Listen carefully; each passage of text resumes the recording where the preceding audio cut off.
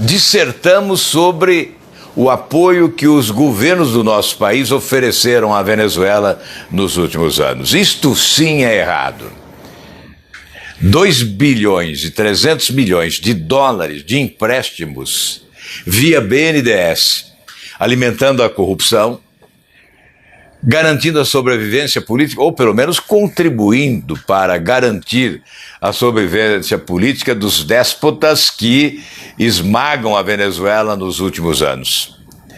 Sim, recursos para a construção de metrô, de usina. Eu até indaguei da tribuna do Senado aos mineiros de Belo Horizonte, e o metrô de Belo Horizonte? Quantos milhões de dólares recebeu para a sua construção?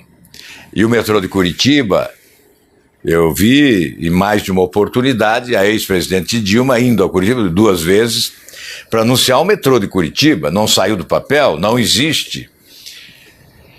Mas o metrô de Caracas, na Venezuela, obteve recursos do BNDES, do governo brasileiro, com taxas de juros de 3 a 4% em média, enquanto o governo brasileiro, por não ter recursos no seu caixa, no Tesouro Nacional, foi ao mercado buscar 478 milhões de reais a 13, 14% de taxa de juros, repassando ao BNDES, que contratou esses empréstimos com a Venezuela por intermédio de empreiteiras hoje investigadas pela Operação Lava Jato para a realização destas obras e para os desvios já conhecidos desses recursos no laranjal que se constituiu no exterior para o desvio de recursos públicos do Brasil que poderiam ser utilizados aqui na geração de emprego e na construção de obras de infraestrutura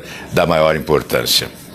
Além desses empréstimos de mais de 2 bilhões de dólares e 300 milhões, nós tivemos a questão envolvendo a usina Abreu e Lima, lá em Pernambuco. É outro escândalo.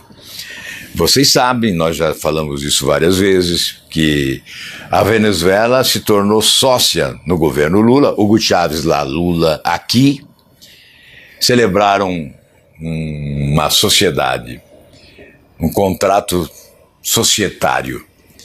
E o Brasil ficava com 60% da obra de Abreu e Lima, da usina Abreu e Lima, e a Venezuela 40%. A Venezuela deveria fazer os aportes de recursos parceladamente.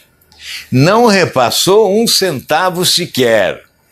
E cobrado duramente, quando realizamos a CPI da Petrobras aqui no Senado, o presidente Hugo Chávez disse que não repassava os recursos porque a obra estava superfaturada. Nisso ele tinha razão, imagine. Um corrupto, boquirroto e ditador da Venezuela denunciando o superfaturamento de obras aqui na usina Abreu e Lima. Nós merecemos isso. Bem, nem 1 centavo. Naquela época, a obra estava orçada em 2 bilhões e 500 milhões de dólares. Em outubro do ano passado, a obra alcançou 18 bilhões de dólares.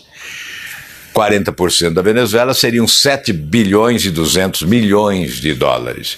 Se nós somarmos os empréstimos do BNDES e mais esses recursos que foram subtraídos da obra de Abreu e Lima, que não foram repassados, que não houve respeito ao que se estabeleceu, aí nós chegaríamos a 10 bilhões de dólares. Isso não é pouco, isso é muito. Nós sempre dissemos que a Venezuela não pagaria, a Venezuela não está pagando nada. Há uma inadimplência em relação ao Brasil. É um calote, é um calote. A Venezuela está praticando o calote e o Brasil é humilhado desta forma. Isto sim nós devemos combater.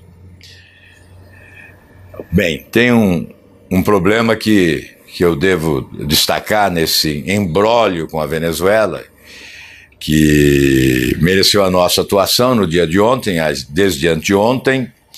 Eu fui acionado por lideranças de caminhoneiros, especialmente o Vanderlei Dedeco, o Josué, que é de Manaus, e foi para a Venezuela por conta própria, por iniciativa, com ousadia e coragem, atravessou a fronteira e foi ser solidário aos seus colegas caminhoneiros que estavam na Venezuela e não podiam retornar ao Brasil. Aí o Dedeco, o Adriano, foram me passando informações. Eu falei com o ministro da Casa Civil, Onyx Lorenzoni. Houve lá uma ajuda da área militar, né, para que o entendimento ocorresse, e finalmente esses caminhoneiros foram liberados. E o Josué apareceu ontem até no Jornal Nacional, defendendo os militares da Venezuela que ofereceram um tratamento civilizado aos caminhoneiros que lá estavam. Eles não foram maltratados, Então foram liberados e estão retornando hoje, seguramente estão retornando hoje ao Brasil. Os nossos cumprimentos a essas lideranças dos caminhoneiros que atuaram para liberar aqueles que estavam lá, os seus colegas que estavam do outro lado da fronteira, retidos na Venezuela. Enfim, eu creio que nós já estamos no limite para esgotarmos esta crise da Venezuela. Não é possível que isso vá tão longe. Essa crise já vem de longe, né? E ela está cansando, mas sobretudo maltratando, né? Pessoas que morrem atingidas pela violência, a bala dos fuzis de militares comandados pelo Nicolás Maduro, ou pessoas que morrem de fome. É o desemprego, é a falta de medicamentos, é a falta de alimentos. Foi triste ver um vídeo com populares remexendo o lixo numa caçamba para retirar restos de alimento, procurando matar a fome. Um jornalista que focalizou esse fato, que levou para as redes sociais essa imagem, foi expulso da Venezuela pelo ditador. Porque não se deseja na Venezuela que a realidade seja estampada para os olhos do mundo. Então, nós não queremos exageros, afronta a soberania do outro país, mas não podemos de forma nenhuma concordar com os atos de violência que são praticados pelos ditadores bolivarianos, primeiramente Hugo Chávez e agora o senhor Maduro. Bem, esse é um ponto, creio que este assunto está sendo tratado agora ainda na Comissão de Relações Exteriores aqui do Senado Federal. E certamente ele irá longe. Também ontem tivemos aqui no Senado Federal a sabatina do novo presidente do Banco Central, já aprovado ontem à tarde no plenário do Senado, e dos diretores. Nós questionamos o sistema financeiro. Aproveitamos a sabatina para sustentar as teses que eu venho sustentando há muito tempo. Nós somos reféns do monstro que se edificou no Brasil com a benevolência e generosidade inusitada dos nossos governantes, esse monstro que é o sistema financeiro, que esmaga a possibilidade de crescimento econômico de conformidade com as potencialidades do nosso país. Então, ontem, mais uma vez, repetimos diante do novo presidente do Banco Central, que é neto de Roberto Campos, que foi ministro nos governos militares, é uma figura da maior respeitabilidade do país, né? Obviamente há os que discordam ideologicamente, mas sem dúvida dos mais preparados homens públicos que o Brasil conheceu, sem dúvida nenhuma. Então esse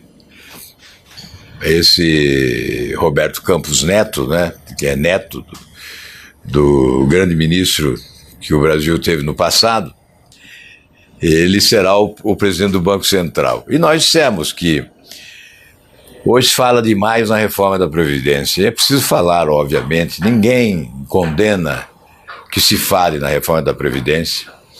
E também não devemos, de forma nenhuma, dificultar a reforma da Previdência. Nós temos que aprovar uma reforma que atenda os interesses da população brasileira, pensando no futuro dos trabalhadores e pensando no futuro do país. Não devemos fazer uma reforma da Previdência única e exclusivamente pensando num passado de irresponsabilidade que nos leva a déficit enorme, não é? Pelo menos o governo apresenta as contas do déficit. Acho que há uma inversão de prioridades, porque, primeiramente, o governo deveria demonstrar ao país que vai cobrar para valer os grandes devedores. Vamos imaginar que o governo vai arrecadar aí 200 bilhões e não os 400 bilhões que os grandes devedores devem. Mas o que importa é o exemplo que o governo oferece. Nós não vamos perdoar os grandes devedores. O governo deveria sinalizar para a sociedade brasileira que ele será implacável na cobrança dos grandes devedores. E deveria realizar uma auditoria de profundidade e competência. No ano passado, quando se realizou uma modesta auditoria, o governo reduziu até de forma expressiva as despesas. Houve uma queda do déficit em razão de uma auditoria parcial. Se o governo realizar uma auditoria de profundidade e eficiência no sistema de previdência social do Brasil, certamente nós vamos reduzir também o déficit. E é evidente que temos que realizar uma reforma com inteligência para modernizar a nossa legislação.